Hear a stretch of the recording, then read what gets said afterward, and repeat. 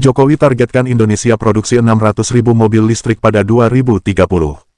Indonesia memiliki potensi besar untuk menjadi pemain utama dalam industri kendaraan listrik di dunia.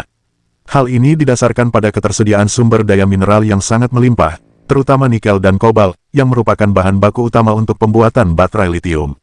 Jokowi menyatakan bahwa pemerintah telah menyiapkan berbagai insentif dan kebijakan untuk mendorong pengembangan industri kendaraan listrik di tanah air, mulai dari hulu sampai hilir. Salah satu target yang diharapkan adalah Indonesia dapat memproduksi 600.000 unit mobil listrik pada tahun 2030. Jokowi mengungkapkan hal ini saat berbicara dalam konferensi virtual dengan para pengusaha di Amerika Serikat, pada Rabu, tanggal 17 November tahun 2023.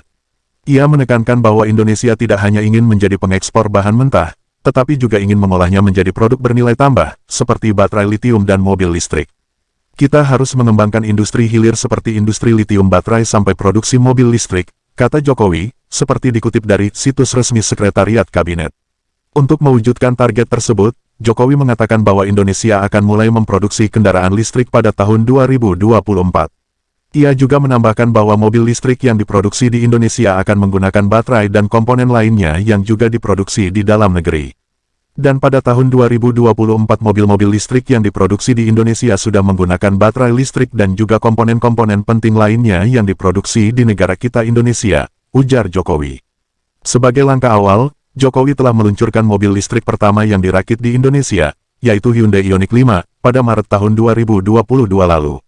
Mobil ini diproduksi oleh PT Hyundai Motor Manufacturing Indonesia, yang berlokasi di Cikarang, Bekasi, Jawa Barat. Mobil listrik Hyundai Ioniq 5 ini memiliki kapasitas baterai 58 kWh, yang dapat menempuh jarak hingga 384 km dengan sekali pengisian daya. Mobil ini juga dilengkapi dengan fitur canggih, seperti layar sentuh 12 inci, head-up display, wireless charging, dan smart cruise control.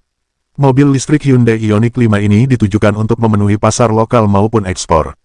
Jokowi berharap bahwa mobil ini dapat menjadi contoh bagi produsen mobil lainnya untuk mengembangkan dan memproduksi mobil listrik di Indonesia. Kita harus siap menghadapi perubahan dunia yang semakin cepat dan dinamis. Kita harus berani berinovasi dan berkreasi. Kita harus menjadi bagian dari solusi untuk masa depan yang lebih baik, tutup Jokowi. Apa saja kendala yang dihadapi dalam produksi mobil listrik? Beberapa kendala yang dihadapi dalam produksi mobil listrik di Indonesia, antara lain: ketersediaan stasiun pengisian kendaraan listrik umum (SPKLU) yang masih kurang memadai, terutama untuk menempuh jarak yang jauh antar kota. Biaya produksi mobil listrik yang masih cukup mahal, karena sebagian besar komponen seperti baterai dan motor listrik masih harus diimpor dari luar negeri. Minimnya insentif dan kebijakan pemerintah untuk mendorong pengembangan industri kendaraan listrik, baik dari sisi hulu maupun hilir.